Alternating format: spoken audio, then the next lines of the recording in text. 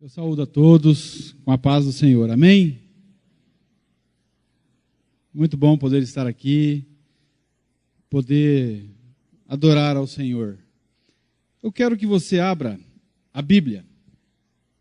No primeiro livro, livro de Gênesis, no capítulo de número 50, nós vamos ler a partir do versículo de número 15. Gênesis 50, versículo 15 a seguir.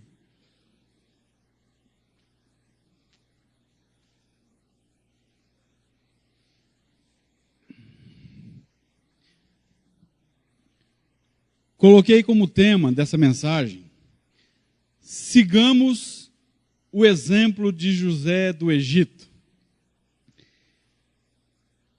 Gênesis capítulo 50, versículo 15 diz assim: vendo os irmãos de José que seu pai havia morrido, disseram: e se José guardar rancor contra nós e resolver retribuir todo o mal que lhe causamos?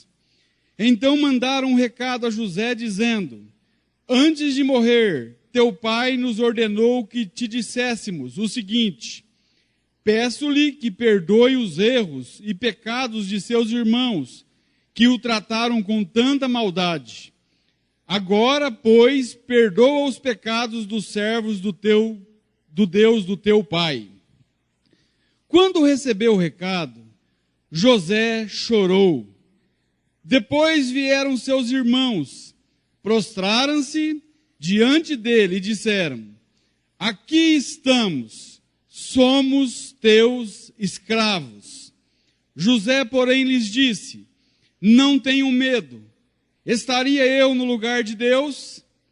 Vocês planejaram mal contra mim, mas Deus o tornou em bem, para que hoje fosse preservada a vida de muitos. Por isso, não tenham medo, eu sustentarei vocês e seus filhos. E assim os tranquilizou e lhes falou amavelmente. Feche seus olhos mais uma vez. Pai, ó Deus, nós estamos aqui, Senhor, desejosos de ouvir a sua voz. Nos submetemos, Deus, ao teu senhorio. Ó Deus, e que o Senhor cumpra aqui o teu querer, papai, a tua vontade, que estabeleça sobre nós o teu bendito querer, Deus, e que teu nome seja exaltado, seja glorificado, Deus, em nome de Jesus. Amém. Bem, como acabamos de ler, quando Jacó morre, os irmãos de José ficaram com muito medo. Então, mandaram um recado a José, dizendo que o pai tinha pedido para ele perdoar eles. Então, por causa da maldade que os irmãos fizeram contra José. Porém, José, ele teve algumas atitudes em relação aos irmãos dele, a maldade, a toda a história. E é sobre isso que eu quero falar nessa noite. Tomar a história de José do Egito e compartilhar sobre algumas atitudes que José do Egito teve, que eu e você devemos ter na caminhada cristã. Eu quero pregar voltado para a igreja nessa noite, voltado para você que está em Cristo. Então, a primeira atitude que eu vejo aqui é que José deixa com Deus a maldade de seus irmãos. O versículo 12 que nós lemos, ou melhor dizendo, 19 que nós lemos, diz assim: José, porém, lhes disse: não tenham medo, estaria eu no lugar de Deus? Romanos 12, 19 diz assim: amados, nunca procurem vingar-se, mas deixem com Deus a ira, pois está escrito: minha é a vingança, eu retribuirei, diz o Senhor Deus. Então José, ele perdoou os seus irmãos. Se se você estivesse no lugar de José, você perdoaria? Bem, mas o que aconteceu com José? Você sabe o que os irmãos deles fizeram? Então eu quero contar-lhes, quero entrar na história de José, quero discorrer sobre a história dele. E nesse discorrer do texto, eu quero que Deus fale conosco. Então, José, primeiro, era o 11º filho de Jacó. O primeiro com Raquel. José era o filho predileto de Jacó. O filho da velhice, que nasceu quando Jacó estava já com a idade avançada. E ainda com a mulher amada, que era Raquel. Isso fez com que os filhos de Jacó, os outros 11 filhos, tivessem raiva, tivessem inveja, tivessem ciúmes de José. E José, ele era um sonhador, Deus lhe dava sonhos.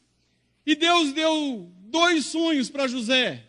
E José conta os sonhos, diz que ele estava na colheita, colhendo trigo, junto com a família, e amarrando os feixes de trigo, e de repente o feixe dele se coloca em pé, e os outros 11 feixes se curvam e se prostram perante o feixe de José. E os irmãos então já ficaram com mais raiva dele ainda. Um outro sonho que José teve é que a lua, o sol e 11 estrelas se prostravam diante dele. Até Jacó, falando ironicamente, disse a José: você está dizendo que nós vamos nos curvar perante você? Só que Jacó guardava isso em seu coração. Certo dia, Jacó pediu que José fosse ver como estava a lida no rebanho com os irmãos de José. E quando José vai até os irmãos, quando os irmãos o vê, dizem: lá vem o sonhador. E planejaram matá-lo. Preste atenção. Os irmãos de José, eles desejaram matar José. Então Rubem, um dos irmãos de José, não concordou em matar José. E deu a ideia de lançar José num poço, numa cisterna seca. Então foi o que fizeram, lançaram José nesse poço. Rubem, ele fez isso para voltar depois e tirar José, a Bíblia diz, com a intenção de arrancá-lo do poço e levá-lo ao pai. Mas os irmãos não, lançaram então José no poço. Agora eu fico pensando em José, um menino, um adolescente que, segundo alguns estudiosos, tinha apenas 17 anos nisso aqui. Ele é jogado num poço que também, segundo alguns estudiosos, tinha 7 metros de fundura. Esse adolescente deve ter se machucado, deve ter caído. Eu não sei como estava o poço. Lugar de baratas, talvez. Talvez tivesse alguns outros insetos, escorpiões, eu não sei. Mas José provou a dor, provou a revolta, provou o abandono de seus irmãos. Quantas vezes nós provamos isso? Quantas vezes esses sentimentos nos assola, nos deixa tristes, nos escraviza? Muitas vezes nós fomos rejeitados e somos rejeitados. Muitas vezes sofremos a solidão de um poço. Muitas vezes sofremos a afronta do abandono. Às vezes chegamos no fundo do poço. Olha, eu sei bem como é isso. Estive no fundo do poço. Já fiquei desesperado, ferido, machucado, sentindo dor e desgosto. O poço era fundo demais, eu achava que não tinha fim. Confesso que até desisti da minha vida.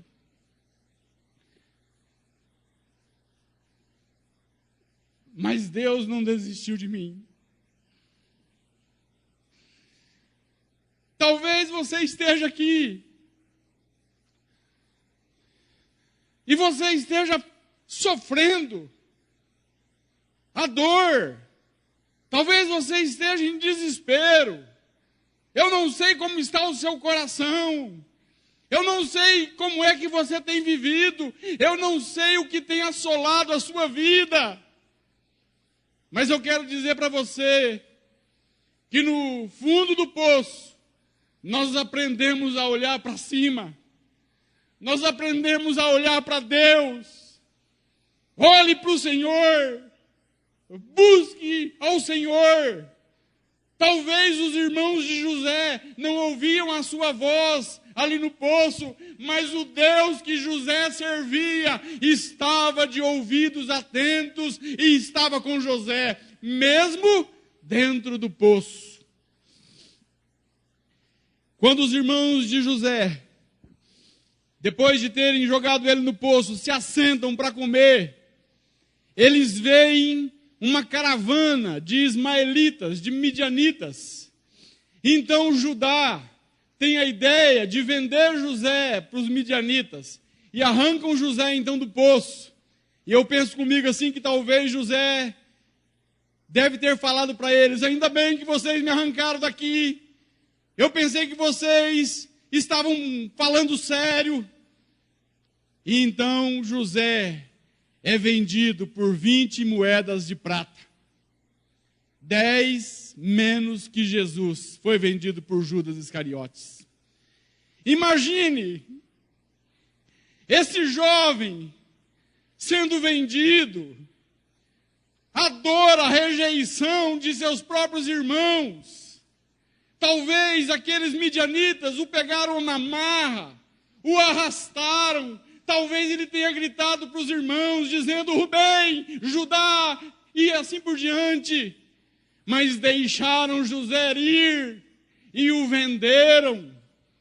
E aí então mataram um bode e jogaram sangue na túnica dele e mandaram a túnica para o pai Jacó, dizendo: essa túnica, por acaso é de José, um animal deve ter estraçalhado ele.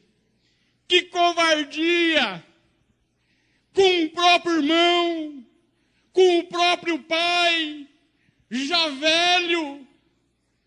Eu não sei como Jacó não morreu de desgosto. Ele sofreu a perda de um filho. Olha, é muita covardia dos irmãos dele. José vai para o mercado de escravos. E José no mercado de escravos, eu fico pensando também, ele foi vendido como um produto, como uma mercadoria. Talvez as pessoas apalpassem ele, olhassem para os dentes dele. Sabe que dor, que coisa horrível ser negociado como um produto.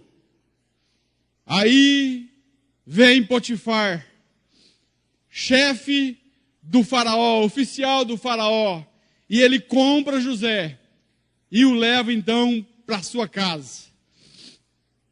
Uma coisa interessante é que José vai para a casa de Potifar e nos seus afazeres, na sua administração, ele acha graça diante dos olhos de Potifar, e Potifar coloca José como o governador de sua casa, para tomar conta de sua casa. Deus estava com José, mesmo ele sendo escravo, mesmo ele estando em terra distante, mesmo ele estando em terra que era idólatra, mas Deus era com ele. O Senhor abençoou a casa de Potifar por causa de José do Egito. Potifar, então, deu nas mãos de José toda a administração de sua casa. A Bíblia diz que José era um jovem formoso, de boa aparência, e a mulher de Potifar. Alguns pregadores brincando dizem que era uma patifona a mulher. E então essa mulher, ela cobiça José. Essa mulher, ela deseja José. E ela então intenta deitar-se com José. Preste atenção. A mulher dele pede para José deitar-se com ela. E José, ele diz algo que é tremendo. Eu vou usar essa expressão. Porque José diz assim: como eu poderia cometer algo tão perverso e pecar contra Deus? Cara, onde o coração desse camarada estava? Ele estava sendo afrontado, ele estava num lugar distante, mas mesmo assim se mantém íntegro, se mantém reto diante de Deus. Como pecaria eu contra o meu Deus? Então aqui eu vejo que José, ele tenta se escapar, mas tem uma hora que ele chega, não tem nenhum dos serviçais. A mulher então o puxa e pede de novo para que ele se deite com ela. E José então ele foge e ele deixa o manto dele nas mãos da mulher de Potifar. Agora olha só, José fugiu do pecado. Ele estava dando tudo errado para ele, mas ele, mesmo diante de um quadro difícil, de um quadro em que ele poderia ficar vulnerável, ele tem temor do Senhor. Eu e você precisamos ter esse temor no nosso coração. O temor do Senhor é que nos faz frear o pecado nas nossas vidas. Eu vejo aqui José, ele foge do pecado, mesmo quando ninguém estava vendo. José preservava Deus em seu coração. Ele não se afastou de Deus, mesmo diante das adversidades da vida. A sua vida era um reflexo da graça de Deus. Olha a graça de Deus no Velho Testamento. A vida de José era um reflexo do agir do Senhor. Tinha pessoas que viam Deus em José do Egito. É por isso que ele é exemplo para mim e para você. Agora, como é que nós agimos quando não tem ninguém por perto? Quando não tem ninguém vendo? Como é que nós agimos?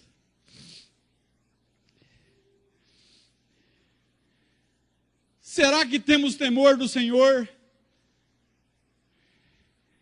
Quando você está longe, ninguém está vendo, o pastor não está vendo, os irmãos não estão vendo, não tem ninguém vendo.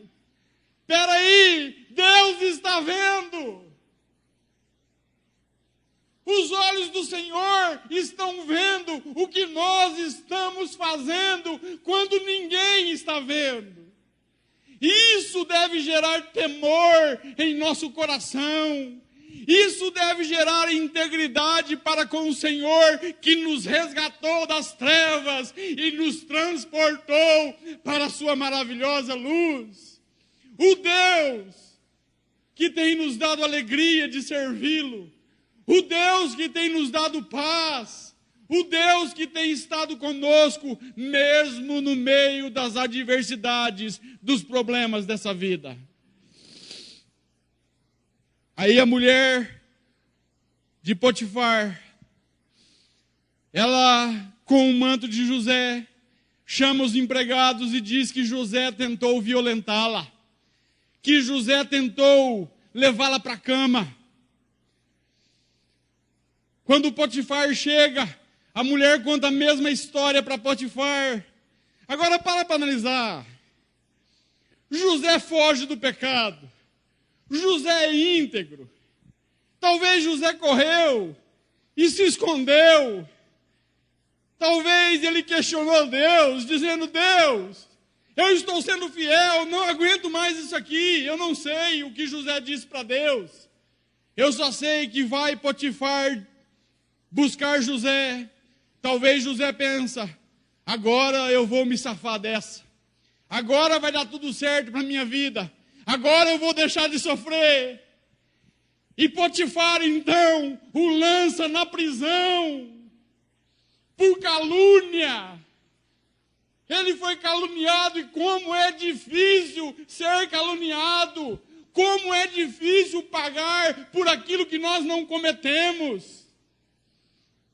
José vai preso injustamente. E ele não fica 13 horas na cadeia. Ele não fica 13 dias, 13 meses. Ele fica 13 anos na cadeia. Por causa dessa mulher. Imagine o que acontece nas cadeias quando alguém é preso por estupro.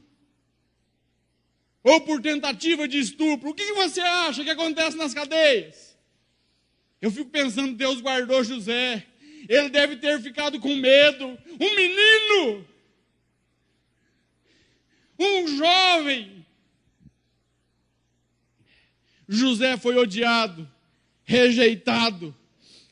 Ele foi preso injustamente. Imagine. Todo esse tempo preso, longe do abraço de seu pai, longe da família dele, longe de sua casa, num lugar distante. Agora José, ele tinha motivos para querer a morte de seus irmãos, mas ele decide perdoar os seus irmãos. Cara, eu já falei muito de perdão aqui, eu não vou estender e ficar falando sobre perdão aqui. Mas é algo recorrente na nossa vida. Nós precisamos todo dia de perdão. Eu preciso que a minha esposa me perdoe todo dia, porque todo dia eu falho. Todo dia eu erro. Eu preciso do perdão de Deus toda hora, porque eu sou um miserável pecador. Agora, esse camarada, sofrer tudo isso e perdoar, Paulo. Não é isso que o mundo aí fora diz? Não, tem que matar. O mundo aí fora, quando pega uma cena dessa aqui, a primeira coisa que o cara fala para você é que se fosse eu, mataria esses camaradas. Ou pagaria com o mesmo mal, lançando eles na prisão. Agora José, ele dá prova de seu perdão. José tem 2 filhos. Primeiro filho, Manassés. Ele coloca o nome do menino, Manassés, que quer dizer, Deus me fez esquecer do tempo de sofrimento da casa dos meus pais. José, ele esquece o passado. Não é esquecer de não se lembrar mais, mas é de não fazer conta mais daquilo ali. E aqui tem um negócio. José não fica preso no passado. Tem muita gente presa ao passado. Mágoa, ressentimentos. Fica doente por causa do passado. Não vive o presente por causa do passado. Liberte-se do pecado. Liberte-se do passado. Eu lembro uma coisa que aconteceu comigo. Eu fui comerciante por mais de 5 anos. E eu tinha um caixote cheio de conta dos outros que deviam para mim. Lembrei disso. E eu vivi martirizado com aquilo ali. Eu encontrava aquela caixa e começava a ver a dívida do pessoal que devia para mim. Eu passando necessidade, eu passando dificuldade. Eu não conseguia viver. O meu coração estava cheio de mágoa. Sabe, de ressentimento. Aí um dia, eu tomei aquela caixa em minhas mãos, tomei um vidro de álcool e toquei fogo naquilo lá. Um dia encontrei um camarada dizendo, Paulo, eu te devo, vê quanto que eu te devo. Ele estava com a menininha e eu disse, essa menininha é o que é tua? Ele disse, é minha filha, cuida bem dela, isso já pagará a conta. Nunca mais recebi um centavo e nem quis receber. Foi como se eu esquecesse aquilo ali e vivesse uma nova vida no presente. Então, toque fogo na caixa do passado que te aprisiona. Joga fora. Deixa a mágoa e o ressentimento e seja uma nova criatura, livre desse passado. José, ele tinha tudo para ser um desequilibrado. Cara, um cara que, se fosse nos dias de hoje, se ele entrasse em algumas igrejas no meio cristão, os camaradas iam fazer reversão com ele, ia fazer quebra de maldição com ele, ia falar que estava tudo errado na vida dele. Não! Ele estava vivendo a sua vida. O segundo filho, José chama de Efraim. Deus me fez prosperar na terra de minha aflição. Cara, isso é lindo. Deus me fez esquecer, Deus me fez prosperar, o coração livre. Primeira atitude, José deixa com Deus a maldade de seus irmãos, entregue para Deus. Ele entrega nas mãos de Deus. Não tem um ditado que a gente fala? Entrega nas mãos de Deus. Entrega nas mãos de Deus. Deus retribuirá. Segunda atitude. José vê o propósito de Deus na maldade de seus irmãos.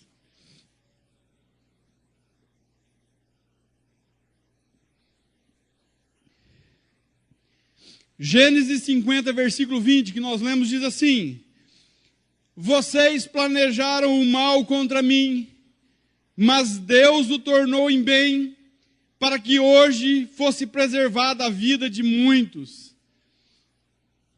Aí eu quero continuar a história dele. Ele estava onde? Na prisão. Então, na prisão, José rapidamente também tem o governo. O chefe da cadeia dá as chaves da prisão na mão de José. O camarada era abençoado onde ele ia. Mesmo preso, o cara era bênção de Deus, era instrumento de Deus, era usado por Deus. Podia estar murmurando, mas estava sendo usado por Deus. Aí na cadeia um dia, um copeiro e um padeiro foram presos. José passa e vê eles tristes.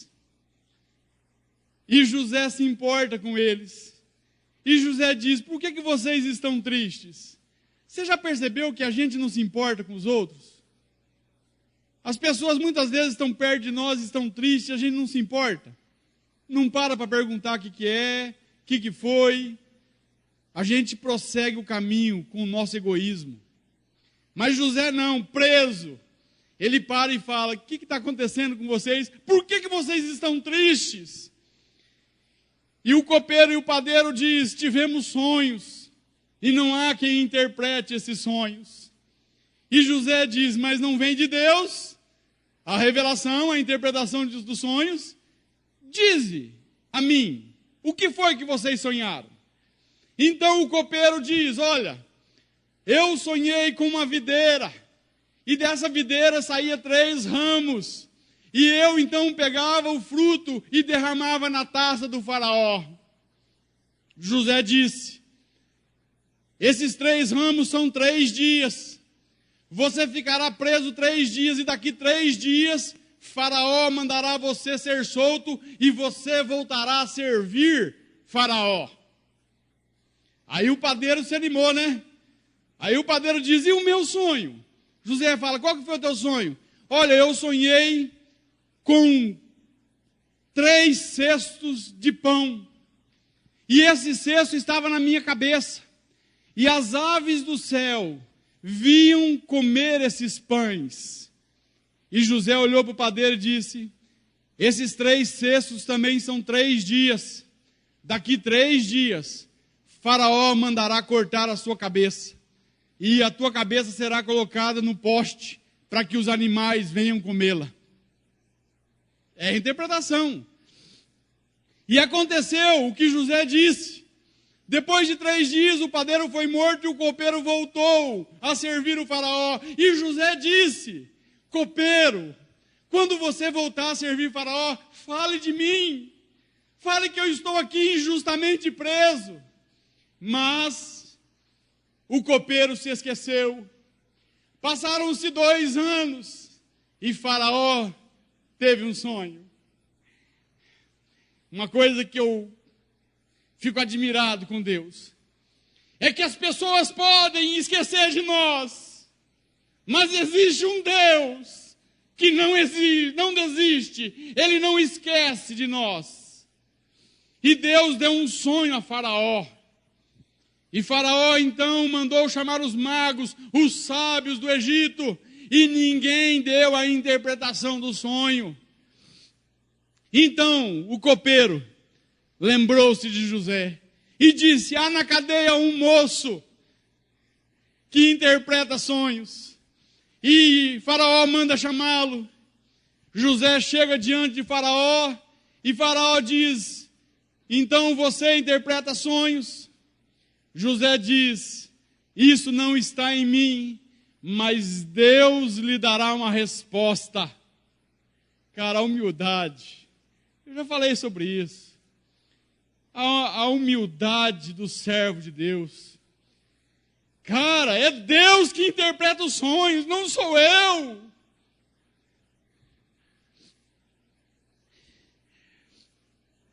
Olha a consciência desse homem. Entendendo que tudo vinha de Deus, reconhecendo o poder de Deus, mesmo passando por tantas afrontas. Então o Faraó diz o sonho para José: sonhei com 7 vacas gordas e com 7 vacas magras, e as 7 vacas magras comiam as 7 vacas gordas. Sonhei também um outro sonho que tinha 7 espigas cheias e 7 espigas mirradas, secas, e as espigas secas engoliam as espigas cheias, as espigas gordas. E José disse: a interpretação é essa, é o mesmo sonho, é a mesma interpretação. Deus deu 2 vezes para fazer com que ficasse latente, para que você entendesse, mas a interpretação é a mesma. E José diz: as 7 vacas gordas são 7 anos de fartura, as 7 vacas magras são 7 anos de escassez, de fome.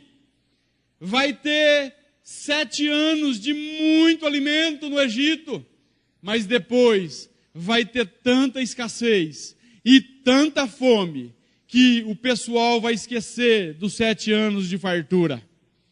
E José disse ao faraó: procure um homem sábio e criterioso e coloque ele para administrar isso, para governar isso, para que nos 7 anos de fartura ele guarde muito alimento, ele estoque alimento, para que quando vier os anos de escassez, tenha alimento nos depósitos, tenha alimento nos celeiros. Então o faraó diz: onde acharíamos um homem como esse, que tem o Espírito Divino? Cara, Faraó era ímpio. Faraó não era servo de Deus. E ele vê Deus na vida de José. O ímpio dando testemunho do servo. E aqui eu quero abrir um parênteses de algo que aconteceu na minha vida. Eu quero falar para a glória de Deus, eu não quero me exaltar, não é para me gloriar, mas é para a glória de Deus. O ímpio falando do servo. Quando Deus quer, o ímpio dá testemunho do servo. Nós fomos para Campinas. Meu primo estava morrendo com câncer. E fomos até lá visitá-lo. Ficamos 3 dias em Campinas. Foi algo maravilhoso. Deus nos usou lá. Ficávamos até as 3, 4 horas da manhã pregando o evangelho. o povo com sede. Um dia nós estávamos no churrasco, domingo, e nós estávamos conversando, tinha vários primos, primas, a família reunida em volta da gente. E o filho do meu irmão, um jovem de 19 anos, problemático, problema com drogas, com tantas coisas, chegou perto da gente e se interessou mais pela palavra, se interessou mais por Jesus. E ficamos ali, e ele disse, mas como isso? E eu falei, espera aí, deixa eu buscar a minha Bíblia. Não, nós estávamos em uns 10 mais ou menos, e eu fui no carro buscar a Bíblia que eu queria mostrar para ele, para não ficar só nas minhas palavras. E quando eu trouxe a Bíblia, e eu abri a Bíblia, eu comecei a falar do Evangelho, a falar ali, só teve neguinho que começou a levantar e sair. 1, 2, 3, e eu percebi, mas eu continuei falando. E ele saindo e ficando mais distante, ficando mais perto da churrasqueira, dando um jeitinho de arrumar uma desculpa e foi saindo. Só ficou o meu primo Júlio César. Aí os daqui que tinham saído, falaram assim, ô Júlio César, sai daí que senão você vai se converter, hein? Desse jeito, rapaz. E eu baixei a minha cabeça, porque é duro, né? Você está numa casa distante, numa terra distante, está sendo servido por seus parentes, como eu ia falar alguma coisa? Eu baixei a minha cabeça, cara, e Deus usou meu primo. Aquele meu primo levantou, e ele disse assim, ah, se Deus me alcançasse e transformasse a minha vida, como fez na vida desses primos. Era tudo que eu queria na vida. Olha para eles. Eles não precisam de cachaça para se alegrar. Eles não precisam de bebida nenhuma para estarem aqui alegres. Eles estão aqui cheios de Deus. O ímpio, cara, na boca do ímpio, Deus é glorificado. Fecha parênteses. Faraó, então diz isso de José e o coloca como governador do Egito. José sai da cadeia, da prisão e torna-se o governador do Egito. Agora olha só o que acontece. José como governador, ele foi honrado, sim. Faraó andou com ele, fez todo mundo se prostrar perante ele. Abaixo de Faraó estava José do Egito. José do Egito só prestava contas para o Faraó, mais ninguém. Ele mandava em tudo. Só prestava contas ao rei, ao Faraó.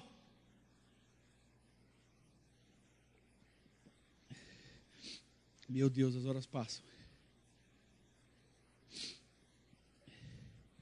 Então, José fez conforme o sonho, conforme a interpretação. E nos 7 anos que veio, teve muito alimento. José estocou muito, José guardou muito alimento. Estava abarrotado os celeiros do Egito. Mas aí veio a fome. E aí o mundo em volta do Egito começou a passar necessidade. E começou a vir ao Egito para comprar alimento. E a fome também chegou lá na casa de Jacó, do pai de José e de seus irmãos. E Jacó então pede para que seus 10 filhos vá até o Egito para comprar alimentos. E quando os filhos de Jacó chegam no Egito, José reconhece os seus irmãos, mas os seus irmãos não o reconhecem. José, ele dificulta a coisa para os irmãos. Ele diz que os irmãos dele eram espiões. E os irmãos de José, então, se prostram perante José, pedindo clemência para levar alimento. E aí tem o cumprimento do primeiro sonho, onde os feixes, então, se prostraria ante a José. Todos eles se prostraram perante José, pedindo misericórdia. E José, então, faz com que eles tragam Benjamim, o outro irmão de José, que era irmão da mesma mãe, de Raquel, e prende Simeão. José prende Simeão, o seu irmão, e pede para que os outros irmãos voltem para Canaã, e tragam Benjamim. Os irmãos vão e voltam com Benjamim. O que José fala? Tudo bem, agora eu vejo que vocês não são espiões, vocês provaram isso. Agora eu vou ceder, pode levar os alimentos. José chama o administrador dele e diz assim: coloque a minha taça de prata na bagagem de Benjamim. E quando os irmãos de José compram o alimento e estão indo embora, José manda ir até eles, para eles, dizendo que eles tinham pagado o bem com o mal, roubando ele. Aí os irmãos ficam assustados, mas no que roubamos? Então revistaram os irmãos de José e acharam a prata, a taça de prata, na bagagem de Benjamim. Imagine uma coisa dessa. Os irmãos então ficam desesperados. Benjamim, José quer fazer ele de escravo. José fala: não, Benjamim vai ser meu escravo agora. Aí Judá, preste atenção nessa parte. Judá diz assim: eu fico no lugar dele. José diz: não, ele vai ficar como meu escravo. Judá diz: não, o nosso pai não aguentaria perder mais um filho. O nosso pai já perdeu um rapaz, e ele morreria se Benjamim não voltasse com a gente. E José, ouvindo isso de Judá, não aguentou e revelou aos seus irmãos que ele era José, a quem eles tinham vendido para o Egito. Imagina uma cena dessa. José, ele chorou tão alto, que os egípcios ouviram o seu choro, e a notícia chegou até Faraó. Para você ter uma ideia da cena, eu fico pensando, foi quando José então perdoa eles, foi quando José perdoa os seus irmãos. José vê os propósitos de Deus na vida, na maldade dos seus irmãos. Olha só o que José diz. Gênesis 45, José diz assim: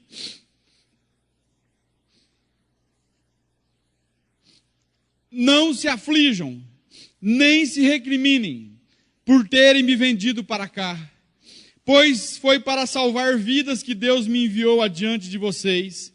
Já houve 2 anos de fome na terra, e nos próximos 5 anos não haverá cultivo nem colheita, mas Deus me enviou à frente de vocês, para salvar-lhes as vidas, com grande livramento. Assim, não foram vocês que me mandaram para cá, mas sim o próprio Deus. Cara,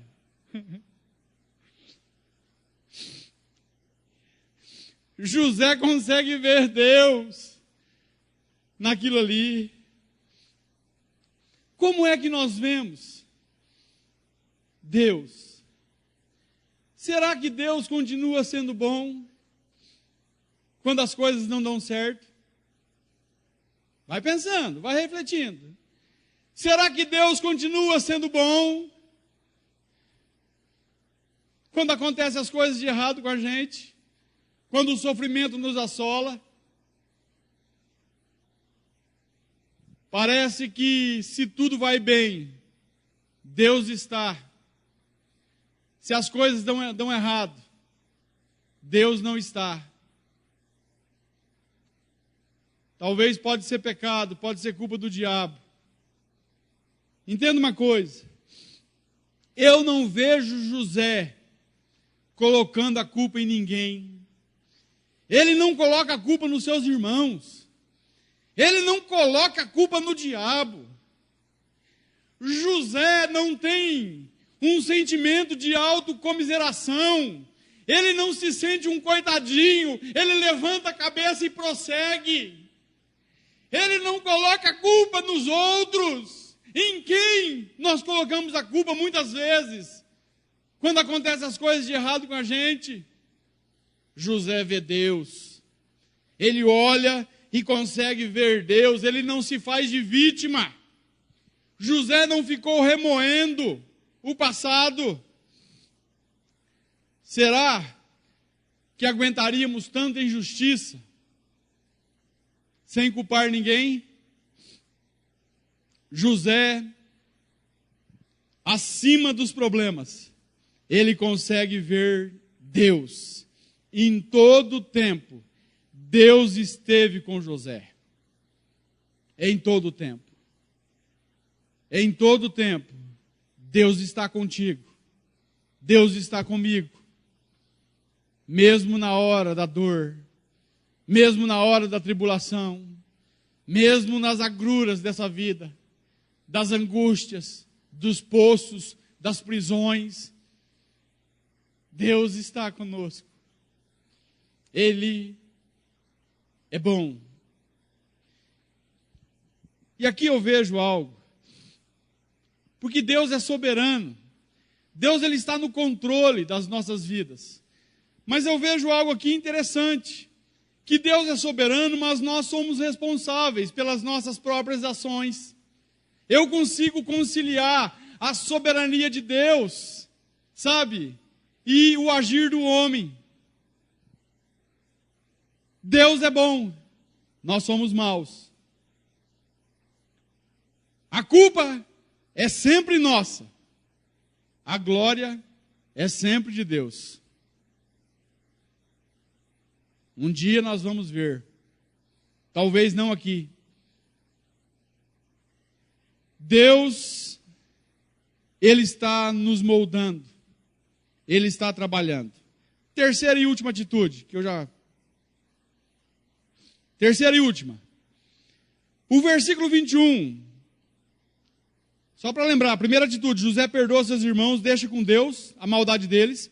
Segunda atitude, José vê o propósito de Deus na maldade dos seus irmãos. E terceira e última, José paga com o bem a maldade de seus irmãos. O versículo 21 do capítulo de Gênesis aí, 50 que nós lemos, diz assim: por isso, José dizendo a eles, não tenham medo, eu sustentarei vocês e seus filhos. E assim os tranquilizou e falou amavelmente. Como que você reagiria se fosse José?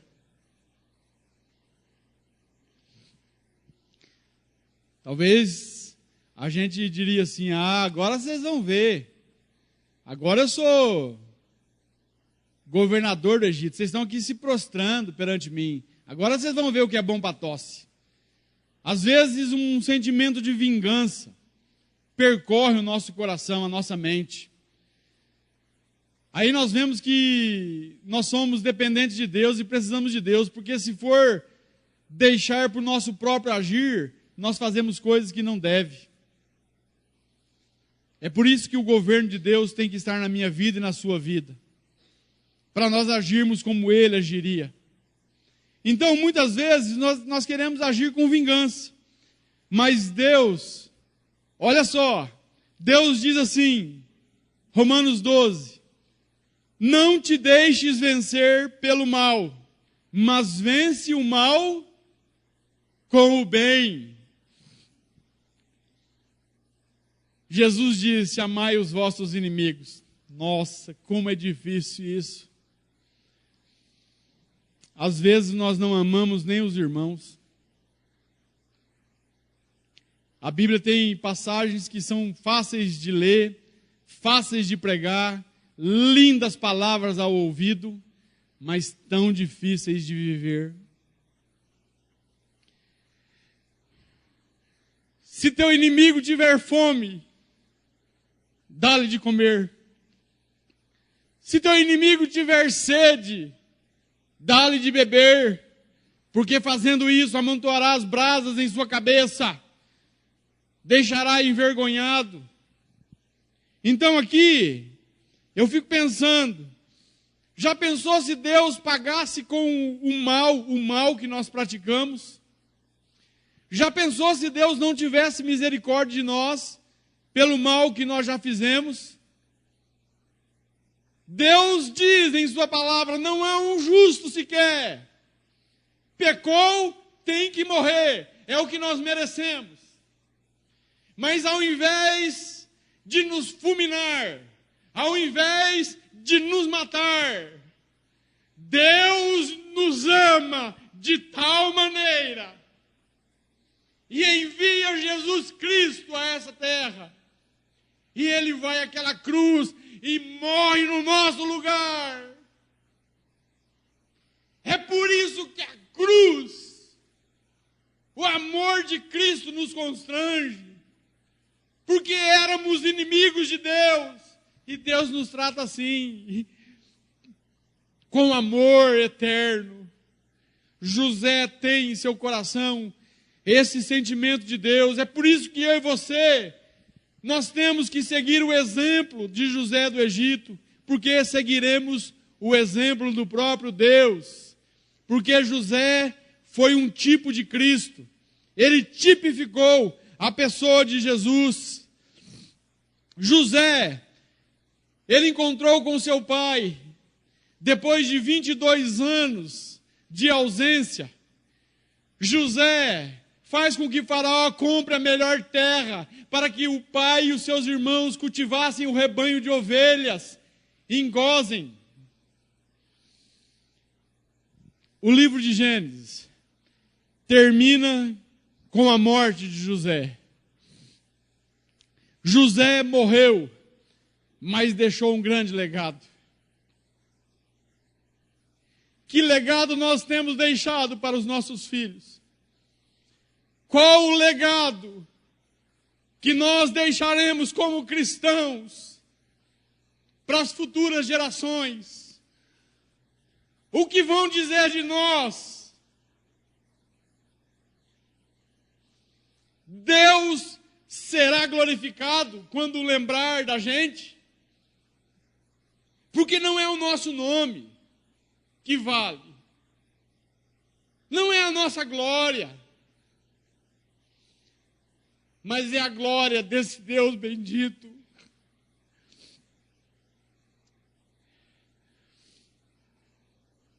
Concluindo, eu e você temos vida eterna por causa de Deus, mas devemos entender que Deus usou José do Egito para que a salvação chegasse até nós. Ué, Paulo, como assim? Para aí. Como assim? Para analisar. Lucas 3:33 vai falar da genealogia de Jesus. E fala que Jesus descende de Judá, irmão de José, do Egito. Preste atenção. Tanto é que Jesus é chamado o leão da tribo de Judá. Ele veio da descendência de Judá, irmão de José. Agora, olha só. O Deus soberano planejou a eternidade, a salvação na eternidade, mas usou José do Egito no tempo. Note que José diz assim aos seus irmãos, presta atenção. Mas Deus me enviou à frente de vocês para lhes preservar um remanescente nessa terra e para salvar-lhes as vidas com grande livramento. Assim não foram vocês que me mandaram para cá, mas sim o próprio Deus. Deus usou a vida de José, porque se não fosse ele, Jacó e os seus irmãos teriam morrido de fome. José é um exemplo a ser seguido. Que tenhamos as atitudes de José. E só conseguiremos ter a atitude dele se Deus estiver no governo das nossas vidas. Se Deus for o centro da nossa existência. Se o nosso olhar estiver em Deus. Se as nossas vidas sejam pautadas, na verdade, no Evangelho, no reino de Deus. Que possamos, então, perdoar, deixar com Deus, como José deixou. Que possamos ver Deus, mesmo no meio das adversidades, dos problemas. Que possamos entender que há propósitos eternos naquilo que nós vivemos. E muitas vezes Deus age em meio ao sofrimento, e muitas vezes usa o sofrimento, usa as tragédias dessa vida para nos moldar, para moldar Cristo em nós. É o que diz Romanos 8:28, todas as coisas cooperam para o bem. Cristo sendo formado em nós, todas as coisas cooperam para o bem daqueles que amam a Deus, daqueles que foram chamados segundo o seu propósito, segundo o seu decreto. Deus é soberano, e é Ele que manda na história, e é Ele que manda na minha vida e na tua vida. Que possamos refletir sobre tudo isso, e sempre pagar o mal com o bem. Sempre pagar o mal com o bem. Que Deus nos ajude. Feche os seus olhos, eu quero orar. Pai, tem misericórdia de nós, Senhor. Ajuda-nos, Pai, porque na nossa força nós não conseguimos. Ah, Deus, como nós somos falhos, como nós precisamos do Senhor. Ah, Deus, ajuda-nos, Deus, a viver de maneira tal que o Teu nome seja glorificado, Pai. Ajuda-nos, Deus, a deixar contigo as afrontas dessa vida. Oh, Deus, a maldade que muitas vezes praticam contra nós, ó Deus. Ajuda-nos, Deus, a entender os seus propósitos, Pai, porque Tu és um Deus de propósitos, e os Teus propósitos jamais serão frustrados, Senhor, porque é o Senhor que manda, é o Senhor que detém toda a história em Sua mão. Pai Santo, ajuda-nos a caminhar para perto do Senhor. Usa as nossas vidas, Pai, não importa o lugar. Oh Deus, ajuda-nos a não murmurar, a não reclamar, a não colocar a culpa nos outros, Pai. Mas nós sabemos também, Pai, que até os nossos questionamentos, Pai, o Senhor muitas vezes releva, Pai. O Senhor sabe quando dói. O Senhor sabe que o sofrimento nos assola, que é difícil, Pai, muitas vezes na caminhada, Pai. Ajuda-nos, Pai. Pai, ó Deus, que o Senhor, que com a Tua mão, Pai, bendita e santa, livra pessoas, Pai, que estão presas ao passado. Ó Deus, Tu és um Deus que pode curar enfermidades, Pai, e nós colocamos nas Tuas mãos as enfermidades aqui, Pai. Ó Deus, e desejamos que elas sejam sanadas, Pai. Oh Deus, nós cremos no Teu poder, sabemos que Tu és Deus, e não há impossíveis para Ti, ó Deus. Pai, que o Senhor, Pai, possa, Senhor, levar vidas para mais perto de Ti, que a cada dia, Senhor, entendamos que precisamos do Senhor para viver. Oh Deus, ajuda-nos, Pai, essa é a nossa oração. Ajuda-nos, Deus, a expressar o Teu valor, a Tua graça. Oh Deus, por mais que esteja difícil, por mais que esteja doendo, mas que o Teu nome seja glorificado, Pai. Oh Deus, ajuda-nos, Deus, a Te servir. E ajuda-nos, Deus, a servir o nosso próximo. Ajuda-nos a nos importar com as pessoas, Pai. Ajuda-nos, Pai, como nós somos falhos, Pai, nisso. Dá-nos graça, Pai, nós precisamos do Senhor. Ajuda-nos, no nome de Jesus. Amém, Senhor. Amém.